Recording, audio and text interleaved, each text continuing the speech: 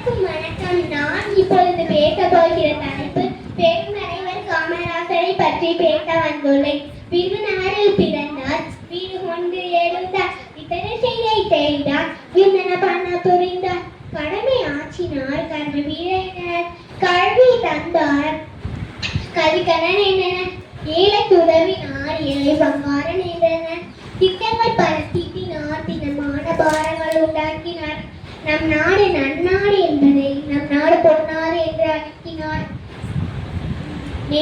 தனது சிறந்த நிர்வாகம் நடத்தினார், சிறந்த தலைவர், சிறந்த உழைப்பார், அரசியல் மேதையானார், பள்ளி குழந்தைகளுக்காக மதிய உணவு திட்டத்தை உண்டாக்கினார், மாணவர்கள் ஏற்ற தாளின்றி சீருடை திட்டம் தந்தார்.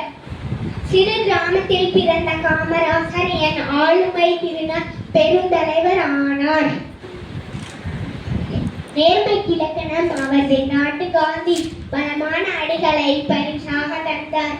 அவர் தமிழகத்தின் முதல் சிறந்தவர். படிக்காத மேதை அவர். சட்டங்கள் கட்டதில்லை, பட்டங்கள் பட்டதில்லை, தங்கிட்ட அறிவு பெட்டகம் உண்மைக்கும் உயிருக்கும் விலாசமா.